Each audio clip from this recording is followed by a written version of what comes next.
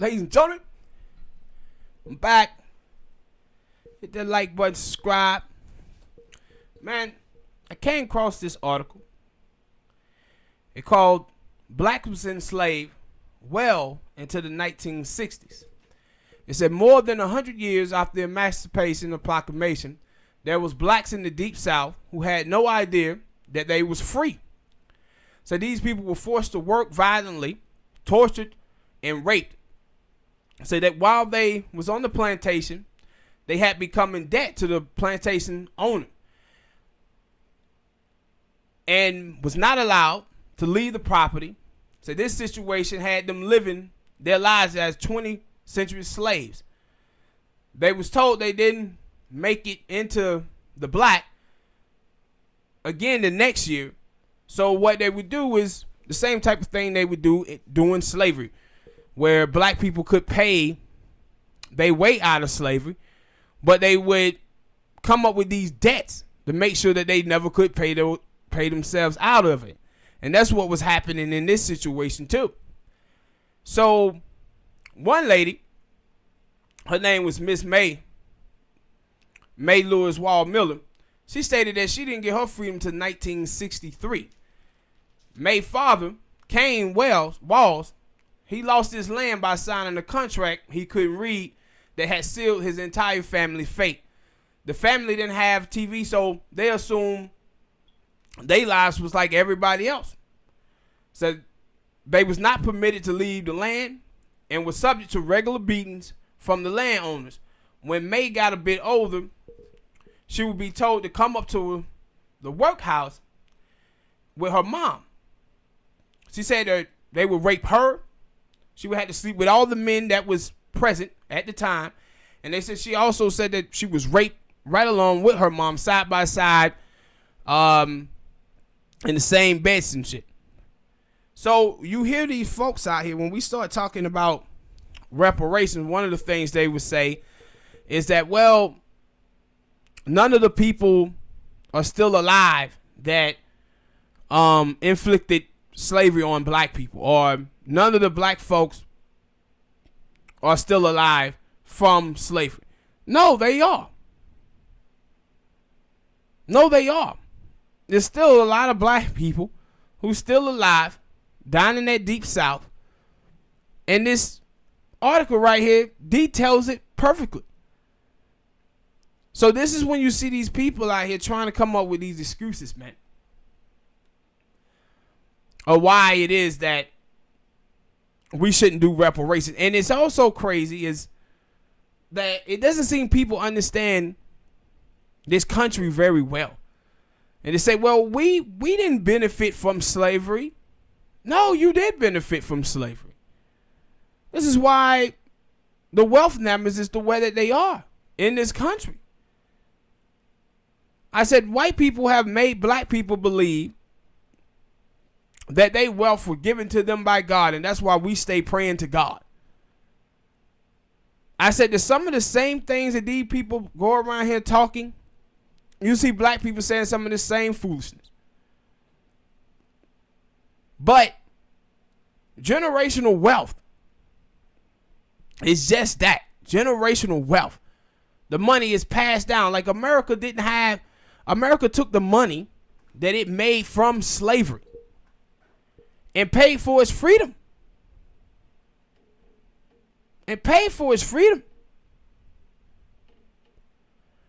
And so all the wealth that these white slave owners had, United States government, I think at the time it was like the slaves was worth like $1.5 trillion. At the time slavery ended. And these people are sitting around talking about that they didn't benefit from slavery. I said these people have convinced themselves, when we be hearing these white folks out here and they be saying that, you know, black people are poor because they lazy,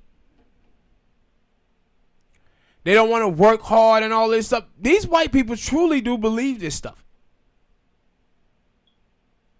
They truly believe this stuff, bro. Because these folks have no sense of their history. But this is sad as hell, though, to understand and know that, man, after 150 years or whatever, we still had black people who were being enslaved in the 1960s, bro. And just to read about the black women who was talking about how they was raped repeatedly by these guys down there on that plantation. And the plantation was the one, I think the one she come from was called, I'm going to put it up on the screen so you guys can see it. Paris, something like that. And that plantation is still there now, but it's now being owned by the American government. And in the article, so many of these black folks, they were so afraid to come forward and tell their story because the people who come from those plantations, they now the politicians and they got all the power down there in those states. And it was like 4 or 5 different states that the sister who did her research, her name was Antoinette Harrell, if y'all want to look her up and read more on this story. She was talked about in the article how these black folks were so afraid to come out and tell their story because they felt they was going to be punished. But once they started seeing her around, and she did a seminar about reparations and why it was due, and that's when Miss May came up after the show was over and started telling her story.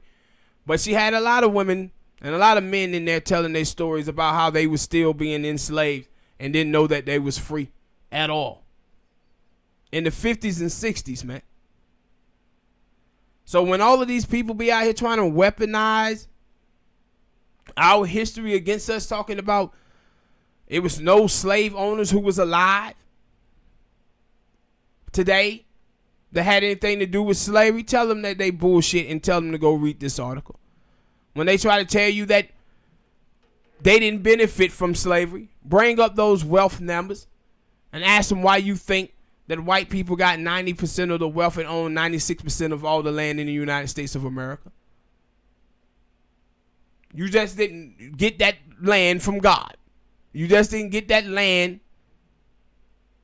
get that money from God.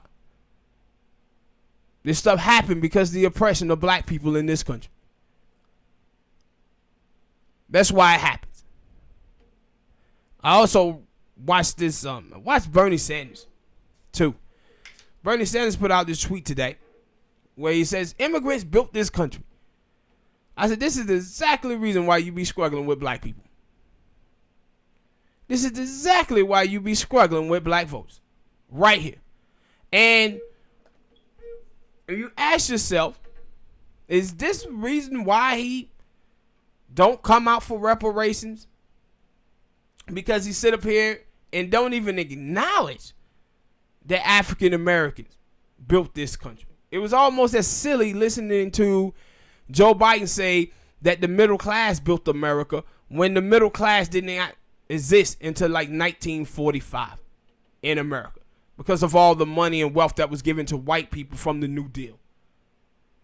And you just listen and say, yo, these are the people who our people be voting for. People who can't even acknowledge our history. They're trying to erase our history. And it ain't because these people are thinking black people are immigrants, because black people are not immigrants. Black people came to this country against their will. All the other people, immigrants, they came here, the immigrants came here on their own fruition. They asked to come here. The descendants of slaves, they didn't. But then to just wipe away the fact that African Americans built this country and tell you the immigrants did, man, it's a slap in the face. And this is why Bernie Sanders struggles so much with black people. This is why.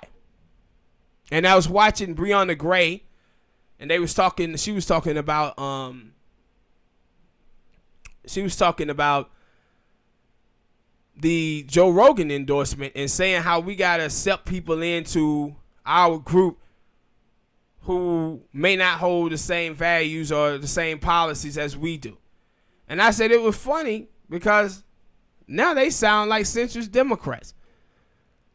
That's what centrist Democrat was saying as well. Like, we have to accept people into our tent, big tent, who disagrees with us. But I was like, where did the love come to the ADOS community?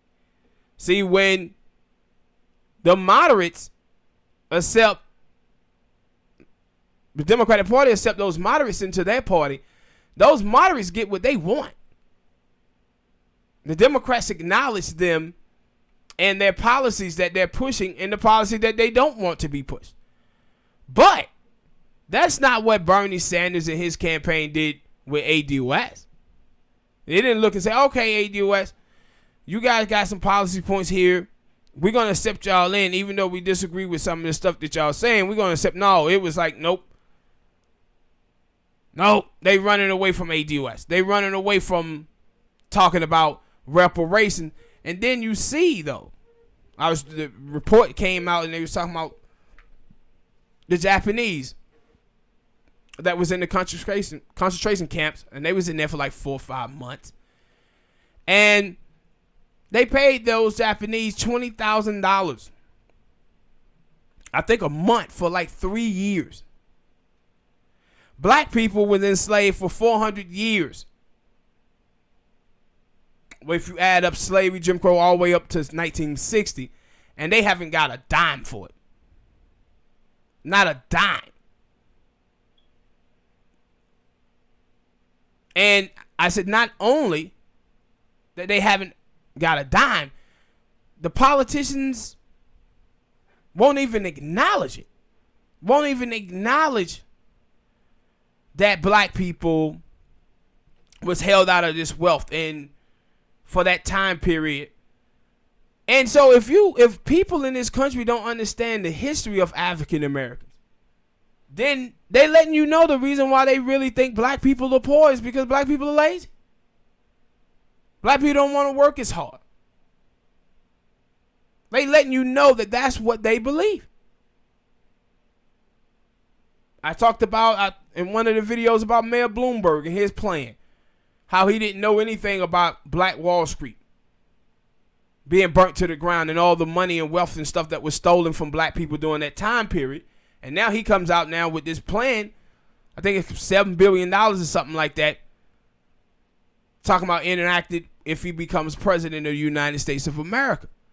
But I said, man, you just listen to people in this country, and African Americans to me is we like an afterthought. We like an R&B singer that had a goddamn hit 30 years ago that nobody acknowledged ever existed.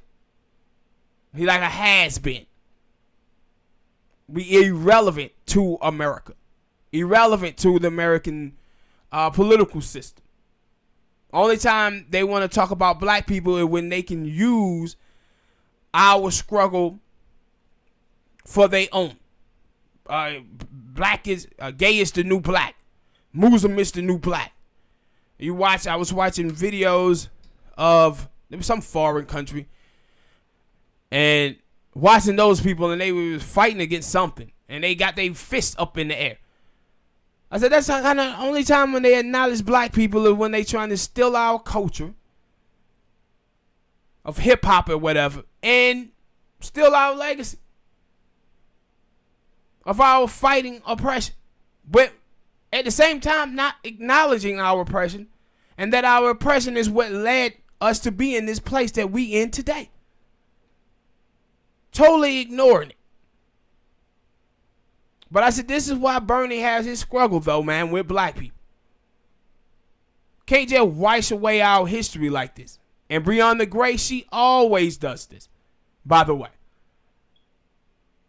Talking about a universal coalition of people trying to get black people to believe that they are impoverished because of social economics. Talking about, well, white people, they have, yes, we know that. We ain't saying that, like, when you talk about the economic policy of Bernie Sanders, out of these candidates that running, yeah, Bernie Sanders and Andrew Yang probably is the best two candidates available to run. But the policies that they're pushing It's not going to fix black America.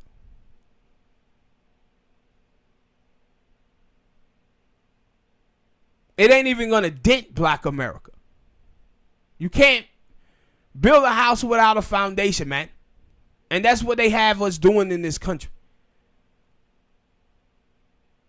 Yeah, Bernie Sanders' policies, yeah, I agree with a lot of them. A lot of the policies. But let's not act like this reparation talk should be shot down. Let's not act like $15 minimum wage and health care and free college is going to fix black America. First, black America got to get to college. We had to do something to stop young black boys being 13, 14 years old and becoming the father of the household, the man of the household, and feeling the need where they have to sell drugs to make a living, to put food on the table because their daddies is in prison. So they can't even get to college. We got 16% of African Americans that make it to college. We have to do something about that.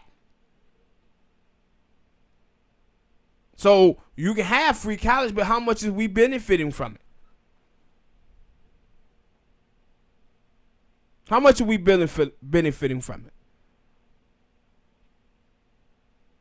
Because what we doing is having redistribution of wealth going right back to the same people. And they ain't making it down to the hands of the black community. I was watching one of the dudes I'm a fan of, like his show, Tim Black. And he was on there, he was talking about reparations. He was like, yeah, I'm for reparation, but I don't believe America is ready for that. I said, man, it's funny how these progressives start sounding like centrist Democrats. The reason why they telling you they don't want Bernie Sanders is because they don't believe America is going to vote for Bernie Sanders. That's what the centrist Democrats are telling the progressive wing.